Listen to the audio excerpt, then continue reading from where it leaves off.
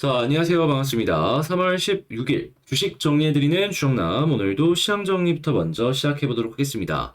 자, 일단 뉴욕 증시는 최근에 이 실리콘밸리뱅크의 파산이 있었던 다음에 최근에 이제 크레딧 스위스라고 해서 스위스의 이드은행이 있는데 여기에서 유동성 위기 우려로 파산에 대한 이야기까지 나오면서 전체적으로 혼조세로 장을 마감하였습니다.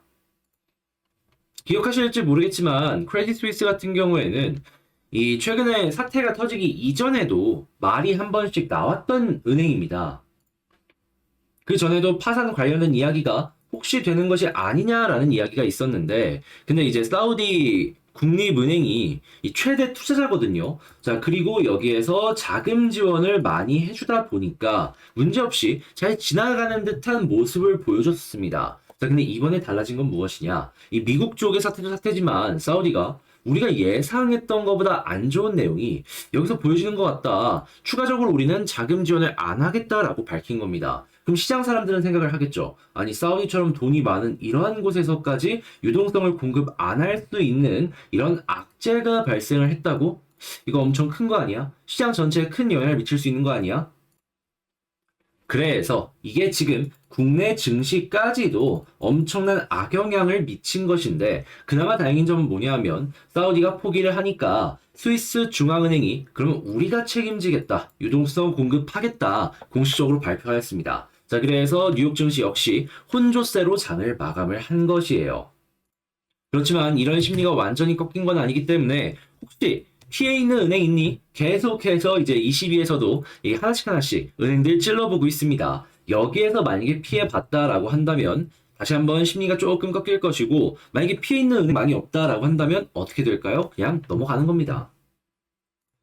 자, 근데 이러한 사태가 결국에는 어떤 것 때문에 이루어지게 된 걸까요? 예, 그쵸. 미국을 중심으로 하는 급격한 금리 인상, 이 이슈 때문에 결국에는 이런 식의 사건들이 하나씩 발생을 하게 된 겁니다. 그러다 보니까 시장에서도 그렇고 이 금리 인상의 속도에 대해서 이거 조금 조절해야 되는 것이 아닐까라는 이야기가 계속해서 나오고 있는데 심지어 지금은 이를 뒷받침해 줄 수 있는 소식들도 들려오고 있습니다. 최근에 미국의 고용 관련된 내용도 확인을 하시면 아시겠지만은 임금 상승률이 줄어드는 모습을 보여줬고요. 소비자 물가 지수는 예상치 그대로 나왔으며 생산자 물가 지수는 오히려 하락하는 모습이 보여졌습니다. 그리고 미국의 경제가 어떤 식으로 흘러갈 수 있는 다시 미국의 경제가 어떻게 흘러가고 있는지 소매 판매를 봤을 때 이 부분도 줄어든 모습을 확인할 수 있고요. 뉴욕의 제조업을 확인할 수 있는 엠파이어 스테이트도 보면은 마이너스 24.6을 기록을 하면서 현재 미국 경기가 차근차근 하강하고 있다는 걸 확인을 해줄 수 있습니다. 자, 그러면 자연스럽게 금리 인상의 속도 조절 이야기 더욱더 부각이 될 수밖에 없겠죠. 자, 그래서 어떤 이야기가 나오고 있냐면 시카고 상품거래소 페드워치에 따르면 연방기금 금리 선물 시장에서 마감 시점을 기준으로 페드가 3월에서 25bp를 인상할 가능성은 현재 52.4%까지 떨어진 상황이고요. 동결할 가능성은 원래 기준이 30.6이었는데 47.6%까지 상승하였습니다. 50bp는 아예 쏙 들어갔고 이제 동결과 25bp가 시장의 주류로 떠오르고 있는 모습을 보여준다라는 것이죠.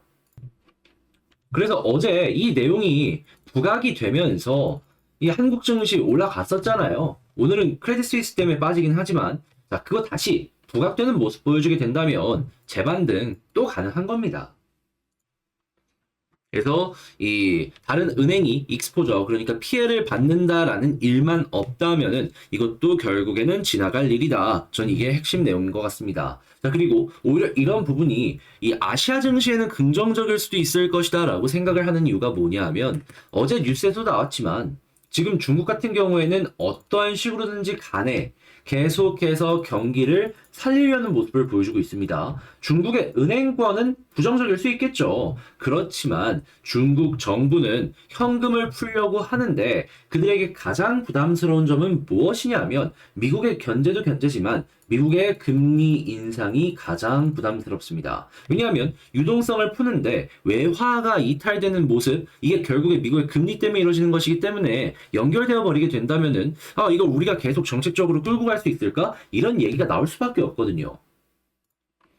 근데 미국에서 생각보다 빠르게 금리 인상을 멈출 수도 있겠네 라는 이야기가 나오게 된다면 중국 입장에서는 돈을 더욱더 팍팍 풀어낼 수가 있는 거잖아요. 그러면 이러한 흐름은 결과적으로 놓고 봤을 때 한국에까지도 긍정적으로 연결이 될 수가 있을 겁니다. 그리고 중국의 제조업이 생각했던 것보다 훨씬 더 빠르게 올라갈 수도 있다라고 생각하는 게 뭐냐 하면 지금 이 제조업을 많이 굴리기 위해서는 에너지가 필요합니다. 근데 전 세계 에너지 가격이 비싸죠. 하지만 중국은 남들보다 훨씬 더 싸게 이 에너지를 생산할 수 있습니다. 왜? 석탄도 그렇지만 석유, 러시아에서 훨씬 더 싸게 수입해 올 수 있거든요.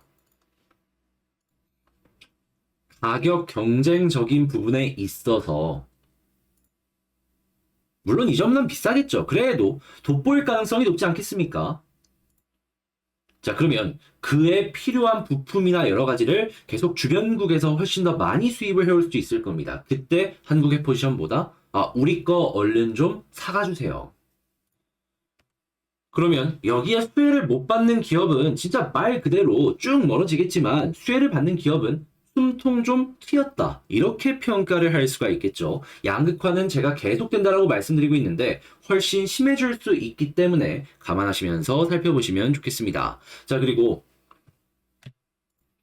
그나마 반도체도 판매 계속 안 되고 있는데 미국의 여러 가지 정책적인 부분이 완벽하게 결정이 되기 전에 최대한 남은 재고를 많이 파는 거 얼마나 팔리는지 보는 것도 중요한 포인트가 될 것 같습니다. 자, 그리고 반도체 쪽에서도 또 한 가지를 생각을 해야 되는 게 뭐냐 하면 지금 계속해서 미국 쪽에서 중국을 반도체 동맹에서 배제시키려는 모습을 보여주고 있어요. 자, 그러면서 한국의 우려에 대해서 미국 기업과 똑같은 조건을 적용을 할 것이다 라고 얘기하는데 반대로 생각하면은 너희 여기 안 끼면은 우리는 우리 기업들에만 지원을 해줄 거야. 이런 식으로 연결이 되는 거죠. 그러면 투자를 진행을 할 수밖에 없고 그랬을 때 가장 많이 팔리는 건 무엇이다? 반도체 장비다. 장비의 매출은 한동안이 피크일 가능성이 높을 것이다. 자, 그거는 한국의 파운드리에도 이제 투자를 한다는 얘기가 나오게 있기 때문에 계속해서 연결해서 보시면 좋겠습니다. 자, 그리고 정부에서 지금 어떻게든 살아남기 위해서 배터리랑 바이오 지원을 할 것이다라는 얘기를 꾸준하게 하고 있어요. 바이오가 요즘 약했죠. 배터리는 강했는데. 자, 그러면 배터리는 뭐 올라가는 거 계속 간다라고 하고 바이오 같은 경우에는 이제 막 머리를 들어주는 모습을 보여줄 수도 있기 때문에 이 금리랑 연결해가지고 금리의 고점이 다가오네 바이오 쪽 이러한 정부 정책의 수혜와 함께 보시면 좋을 것 같습니다. 이 바이오가 아무래도 유동성에 영향을 많이 받다 보니까 이제는 거의 이제 하락의 끝, 이 바닥의 끝이 오지 않나 저는 개인적으로 이렇게 생각을 합니다. 원래라면은 한 2월 달부터 이제 올라가지 않을까 싶었는데 금리 인상의 이제 고점이 좀 높아지는 모습 때문에 이게 좀 길어지긴 하네요. 그래도 현금이 있다면 기회는 올 겁니다. 자, 그리고 삼성 입장에선 반도체가 잘 이제 안 팔리거나 아니면 여러 가지 문제 때문에 미래 먹거리를 계속해서 창출을 해나갈 수밖에 없단 말이에요. 로봇 확실한 것 같습니다. 이 레인보우 로보틱스를 보는 것도 좋고 그 이외에 다양한 이 로봇 관련주들도 한번 보시면 좋겠습니다. 자, 이렇게 해서 시장 정리 한번 싹 해봤는데 도움되었다라고 생각을 하신다면 구독, 좋아요, 알림 설정 한 번씩 부탁드리고요. 지금 말씀드린 내용은 제가 장 시작하기 전에 이런 식으로 올려드리고 있습니다. 같이 한번 보고 싶다라고 생각하신다면 영상 소개란에 있는 텔레그램 링크를 클릭하시고 입장하신 다음에 들어와 주시면 되겠네요. 그러면 본 영상 시작하도록 하겠습니다. 자, 제가 이번에 가지고 온 종목은 두산 에너빌리티를 가지고 왔습니다. 일단 에너빌리티 역시나 가장 좋은 건 솔직히 241선 위에서 횡보하는 게 맞기는 한데 근데 뭐 이탈했으면 어쩔 수 없는 거잖아요. 그렇다라고 하더라도 뭐 끝나거나 그런 건 아닙니다. 제가 보더라도 확실히 지금 위치에서 기대할 수 있는 포인트들은 존재를 하기 때문에 핵심 뭐가 있는지 하나씩 살펴보는 시간을 갖도록 할게요. 자, 시작 전 구독, 좋아요, 알림 설정 한 번씩만 부탁을 드리겠습니다. 자, 일단 나오는 내용을 하나씩 살펴보도록 할게요. 자, 그랬을 때 이 두산 하면은 지금 역시나 원전 쪽을 봐야 될 수밖에 없잖아요. 어제 화력발전소 관련해서 1조 넘는 수출을 따냈다라는 이야기도 있었지만 그거는 뭐 일시적인 거고 우리는 여전히 원전 관련해서 어떤 일들이 있는지 이걸 최우선적으로 봐야 될 필요가 있습니다. 자, 그랬을 때 어떤 이야기 나오고 있다? 경남도 창원 방위 원자력 융합 국가산단 확정 쾌거. 그러니까 정부가 원전 관련된 사업을 밀어주겠다라고 하는데 경남도가 이를 따냈다라는 거거든요. 달리 얘기하면 두산 입장에선 지원하는 속도가 굉장히 빨라지고 있구나. 이렇게 생각을 하시는 게 올바른 방향이지 않을까 싶어요.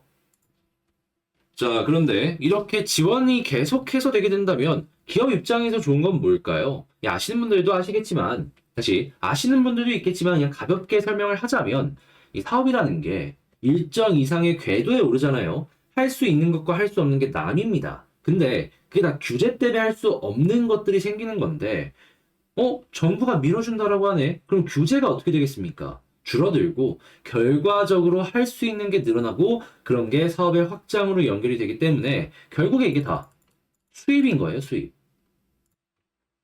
그리고 이제 해외 수출 관련해서는 정부가 직접 움직여서 어떻게든 일감을 따오려고 하는 거잖아요. 어떻게 보면 누워서 이제 식은 죽 먹기? 약간 그런 느낌으로 보는 게 어떠할까 생각도 해볼 수가 있겠네요. 물론 두산이 뭐 일을 안 했다라는 건 아닙니다. 하지만 혼자서 움직이는 것보다는 훨씬 난이도가 내려간 것이 아닌가 싶은 것이죠. 그리고 이러한 것들은 결국에 회사의 미래 가치에 영향을 끼칠 것이고요. 자, 그랬을 때 우리나라가 원전 사업이 발전을 하면은 이제 어느 쪽이 조금 많이 커질까요? 자, 그랬을 때 떠오르는 게 뭐냐 하면 결국에는 수소입니다. 왜냐? 원전 쪽을 잘 아시는 분들은 아시겠지만 전력이라는 게 생산을 하잖아요. 그러면 그 전력을 사용을 안 하면 없어집니다. 그래서 이 전기를 어떻게까지 쓰냐면 댐 있죠. 댐에서 수력 발전 이렇게 해서 물을 아래로 이렇게 떨궈서 전기를 만들잖아요. 그 전기를 다시 이용해 가지고 물을 위로 올립니다. 그냥 버리기 아까우니까 이런 식으로도 하는 거예요. 근데 이 한국 같은 경우에는 최근에 어떤 얘기 나오고 있죠? 수소. 남는 전기로 이 물 분해해서 수소 만들면 되는 겁니다. 자, 그러면 수소 관련된 사업 자연스럽게 커질 텐데 두산은 연료 전지는 물론이거니와 이 다양한 혼소 발전 쪽으로도 커지는 모습을 보여주고 있기 때문에 이거는 어느 방향으로 가든지 간에 수주 물량이 증가하겠구나 기대를 하기가 괜찮은 것이죠. 그러면 일단 미래 산업 가치는 여전히 밝네 이렇게 평가를 하면서 두산을 볼 수가 있겠죠. 자, 그랬을 때 현재 241선을 위에서 횡보하는 게 좋은데 이탈한 지금 어떠한 수급이 보여지고 있는지를 딱 보자면 자, 보이십니까? 오늘은 약간 이 외국인 쪽에 매도가 있긴 했었습니다. 그럼에도 불구하고 최근에 올라가고 횡보하는 구간에서 꾸준한 외국인과 기관의 매집이 보여지고 있습니다. 그러면 이 흐름이 이탈 안 되고 계속 유지만 되더라도 두산 더 올라갈 수 있는 여력이 꾸준하게 생기고 있다 생각하기가 괜찮은 거예요. 결국에 개인들만 털리고 있잖아요. 여러분들도 주식이나 이런 것들 공부하시면서 항상 느끼셨을 겁니다. 결국에 개인 털리고 외국인 기관 사는 종목이 꾸준하게 올라간다고. 그게 여기에서 보여지고 있는 것이죠. 자, 그러면 이것만 보더라도 홀딩을 할 만한 근거는 여전히 보여지고 있다라고 생각을 할 수 있으며 이어진다면 오히려 지금 위치에서 추가적으로 더 올라가는 걸 기대하기도 좋을 것 같고요. 자, 그런 상황에서 이제 차트를 어떤 걸 봐야 될지 이걸 꼽아봐야 될 것 같은데 자, 원래라면 61선, 11선 이런 것들을 기준으로 이제 잡고 움직였을 것 같은데 제 눈에 최근에 이 자리랑 이 자리가 눈에 확 띄더라고요. 왜냐하면은 11선이나 이런 것보다 결과적으로 21선을 디디면 올라갔고 여기를 이탈하면 쭉 빠졌네. 이게 보이거든요. 그러면 야 이거 수렴 이후에 발산이 이렇게 나오는데 여기서 만약에 조금 빠진다라고 하더라도 21선 이탈만 안 한다면 이런 자리처럼 계속 갈 수 있는 거 아닐까? 이탈하면 거기서 조심하면 되는 거고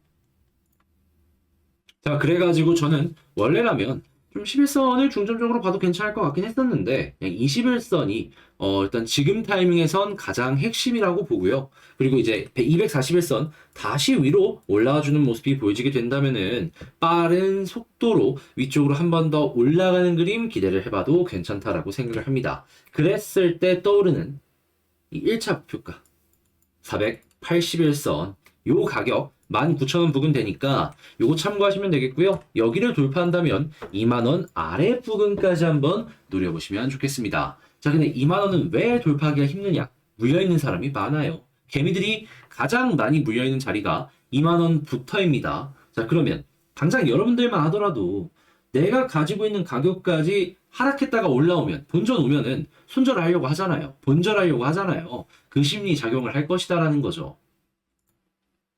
그래서 일단은 이 아래까지만 한번 노려보는 겁니다.